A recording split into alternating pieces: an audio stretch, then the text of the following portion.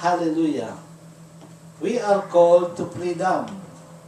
Tinawag tayo ng Panginoon Diyos sa pamamagitan ng Panginoong Jesus sa kalayaan, kaligtasan.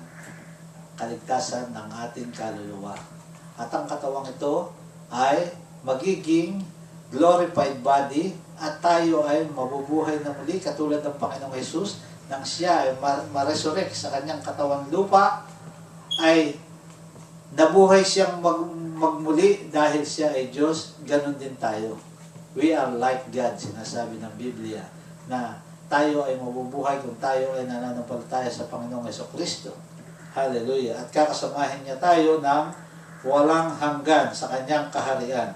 Sinasabi dito sa paghahanda sa pagdating ng Panginoong Jesucristo, sabi niya, tinawag ko kayo sa kaligtasan at kalayaan ninyo. Subalit, kinakailangan ay maging handa kayo sa aking pagbabalik. Sinasabi dito sa Matthew 24:44, be ready, for I am coming soon, for His coming. Sabi ng Panginoong Jesus. Kinakailangan ready tayo lagi. Normal lang na tayo nagtatrabaho, normal lang na tayo kumikilos para sa ating pamilya, normal lang na tayo naglilingkod sa ating gobyerno o saan man tayo nagtatrabaho, normal, pero unahin natin ang Diyos. Sa bahay, sa lahat ng lugar na iyong pupuntahan, ay laging nananalangin tayo at lagi tayo nakikipagniig sa Panginoon Diyos dahil ito ang buhay natin. Ito ang ating kaligtasan. Hallelujah. Look or wait for His coming. Sinasabi dito ng 1 Corinthians 1:7.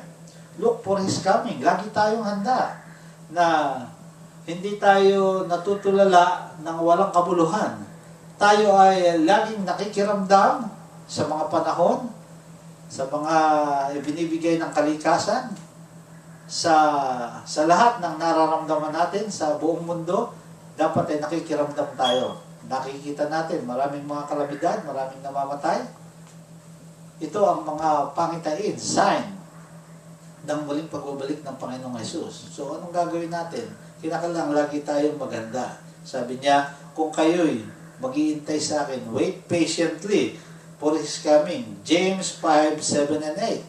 Kinakailangan may patience tayo sa pag-iintay sa Panginoon Diyos. Ito ang totoong buod ng Christmas. Ang kapanganakan ng Panginoong Jesus. Na kinakailangan tayo ay manampalataya. At sa kanyang muling pagbabalik, ito ang mensahe niya. Igagather niya ang lahat ng ang pananampalataya sa kanya ay matibay. Those who endure to the end, you will be saved. Maliligtas. Pero yung mga pananampalatayang mahina, walang gawa, sorry.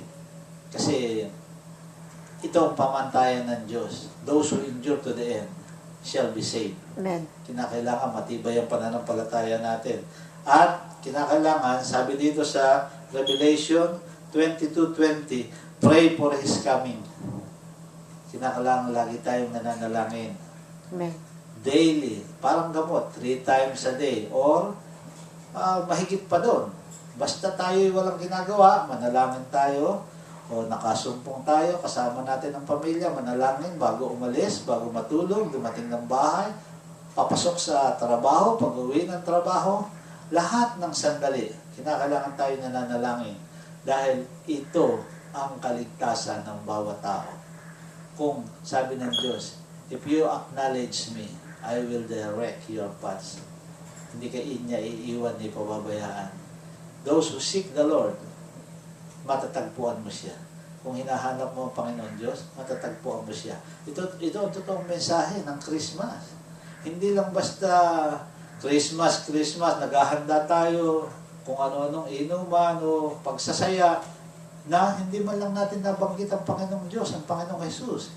Na bago tayo nag-gather, nagkasayahan, ay nanalangin tayo o nagkaroon tayo ng fellowship para sa Panginoon Diyos.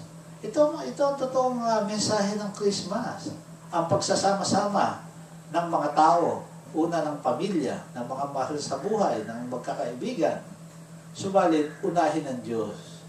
Bago ka humakbang, bago ka kumilos, kumain, uminom, ang Diyos muna. Manalangin tayo. Amen? Hallelujah. Praise the Lord.